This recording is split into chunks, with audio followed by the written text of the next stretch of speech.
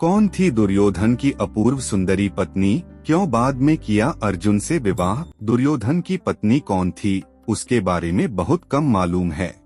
वह अपूर्व सुंदरी थी, बुद्धिमान थी। कृष्ण उसके आराध्य थे।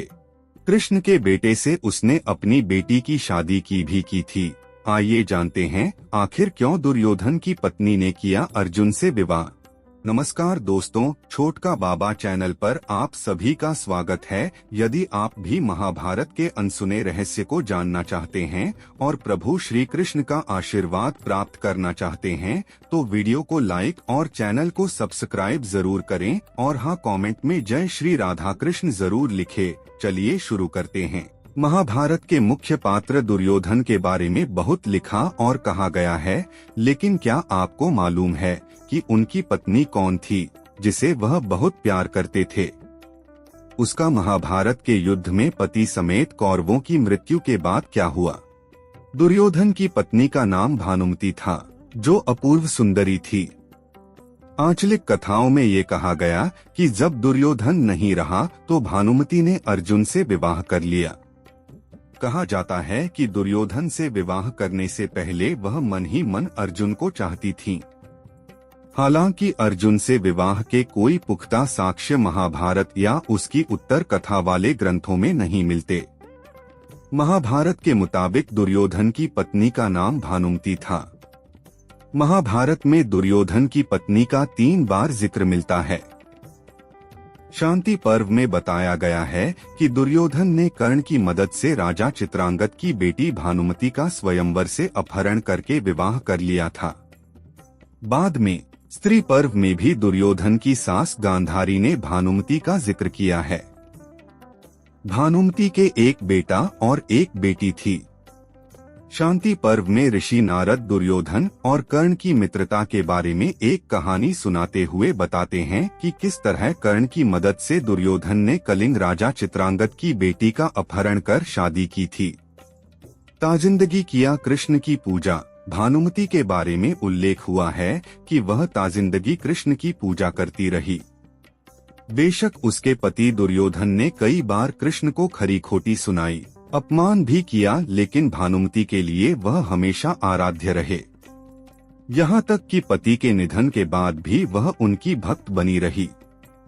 महाभारत के स्त्री पूर्व में दुर्योधन की मां गांधारी कृष्ण से अपनी पुत्रवधू का वर्णन इस प्रकार करती हैं। भानुमति के बेटे का नाम लक्ष्मण था, जो खुद महाभारत के युद्ध में मारा गया। बेटी का नाम लक्ष्मणा था।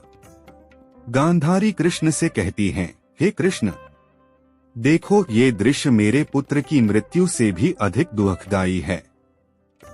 दुर्योधन की प्रिय पत्नी महाबुद्धिमान कन्या है। देखो वह कैसे अपने पति और बेटे के लिए विलाप कर रही है। क्यों किया था अर्जुन से विवाह? अब सवाल ये उठता है कि भानुमति ने पति दुर्योधन के सबसे बड़े दुश्मन पांडु पुत्र अर्जुन से क्यों विवाह कर लिया? भानुमति जितनी रूपवती थी उतनी ही चतुर भी कहा जाता है कि जब महाभारत का युद्ध तय हो गया तब भानुमति को पता था कि कौरवों का सर्वनाश हो जाएगा। अपने कुंबे को बचाने के लिए उसने ही भगवान श्री कृष्ण के पुत्र सांब को अपनी पुत्री लक्ष्मणा को भगाकर ले जाने की युक्ति सुझाई।